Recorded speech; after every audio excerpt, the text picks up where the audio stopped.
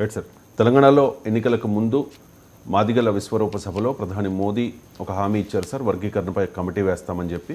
అలాగే కమిటీ కూడా ఏర్పాటైంది. 23న తొలి భేటీ జరగబోతోంది. సో ఈ వర్గీకరణ మీద ఒక క్లారిటీ వచ్చే అవకాశం ఉందంటారా? మోడీ ఎప్పుడు అధికారంలోకి వచ్చారు? 2014లో. 2024లో కమిటీ వేశారు. కమిటీ వేయడానికి 10 ఏళ్ళు పట్టింది.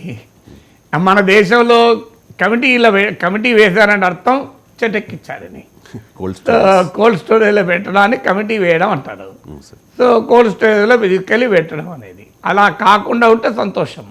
ఎందుకంటే ఎస్సీ వర్గీకరణ అనేది ఇవాళ డిమాండ్ కాదు, చిరకాల డిమాండ్. ఇది అనేక కోర్టు తీర్పులు కూడా వర్గీకరణ అనేది రిజర్వేషన్లు మోస్ట్ ఎలిజిబుల్ సెక్షన్స్కి వెళ్ళటానికి ఒక మార్గంగా తీర్పులు చెప్పిన నేపథ్యం ఉంది. మోడీ తెలుసుకుంటే కమిటీలు అవసరం లేదు. ఏ కమిటీ వేసి తెలంగాణకు చెందిన 7 మండలాలని పోలవరం ముంపు మండలాల ఖమ్మం జిల్లాలో ఆంధ్రప్రదేశ్ తరలించారు. ఏ కమిటీ వేశారు చెప్పండి? దానికైనా కమిటీ వేశారా? మోడీ ఏ కమిటీ వేసి 4 వ్యవసాయ చట్టాలు తెచ్చాడు చెప్పండి? మోడీ ఏ కమిటీ వేసి విశాఖ స్టీల్ ప్లాంట్ అమ్మాలన్న నిర్ణయానికి వచ్చాడు? మోడీ ఏ కమిటీ వేసి ప్రత్యేక హోదా ఇవ్వాల్సిన అవసరం లేదని కంక్లూజన్కి వచ్చారు? మోడీ ఏ కమిటీ వేసి ఇవన్నీ చేశారు చెప్పండి? ఆర్టికల్ 370 రద్దు, అంత పెద్ద నిర్ణయం ఏ కమిటీ వేసి తీసుకున్నారు? మామూలు నిర్ణయం కాదు. ఆర్టికల్ 370 రద్దు, దానిపైన ఆయన కమిటీ వేశారా చెప్పండి నాకు. సో ఇలాంటి అనేక ఉదాహరణలు చెప్తాను. మీరు ఇటీవల ఐపీసీ సిఆర్పిసిలను సవరిస్తూ భారత న్యాయ సంహిత, భారత సురక్ష సంహిత లాంటి పెద్ద చట్టాలు తెచ్చారు. ఎన్ని కమిటీలు వేశారు దానిపైన నాకు చెప్పండి. సో అందువల్ల ఎల్ఐసిలో వాటాలు అమ్ముకున్నారు, దాంట్లో ఏ కమిటీ వేశారు? అంటే ఒక్క వర్గీకరణ కొరకే కమిటీనా? ఆర్టికల్ 370 కన్నా సంక్లిష్టమైందా ఎస్సీ వర్గీకరణ? అంటే చాలా క్లియర్గా అర్థమవుతుంది, తక్షణం చేయదలుచుకోలేదు.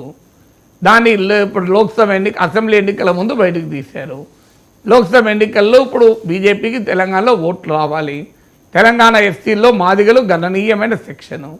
అందువల్ల మాదిగల్ని రంగంలో పెట్టాలి. వరంగల్ నుంచి కృష్ణ మాదిగనే బీజేపీ అభ్యర్థిగా పెడుతుందని టాపిక్ కూడా చర్చ కూడా వస్తుంది.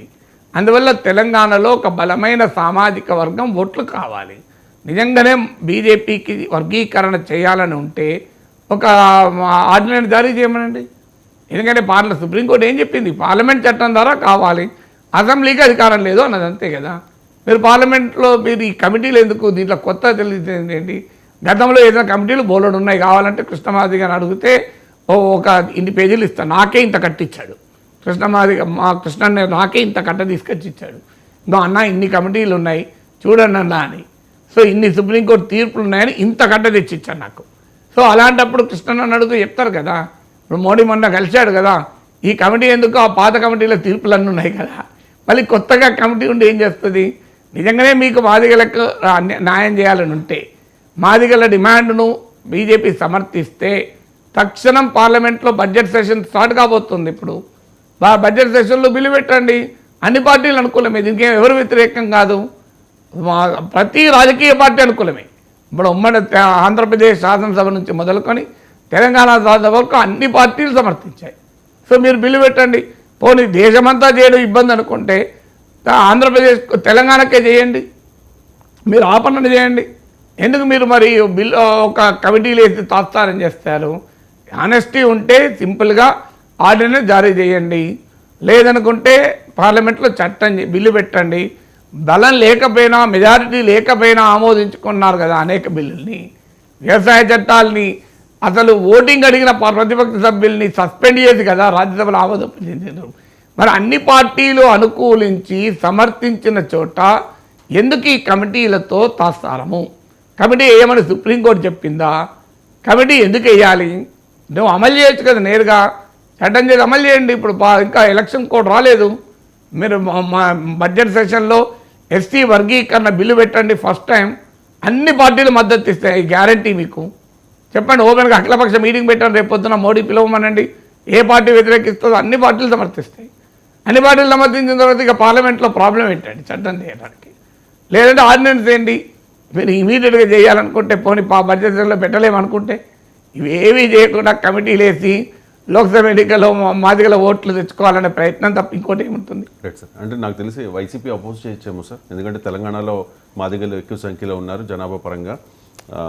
తెలంగాణలో మాలలు ఎక్కువ కాబట్టి మాలలు ఈ ఎస్సీ వర్గీకరణను అపోజ్ చేస్తున్నారు కాబట్టి ఆంధ్రలో మాలలు ఎక్కువ, మాల ఓట్లు వైసీపీకి ఉన్నాము, కానీ ఇప్పటికీ వైసీపీ కూడా ఈ వర్గీకరణ వ్యతిరేకమని చెప్పలేదు.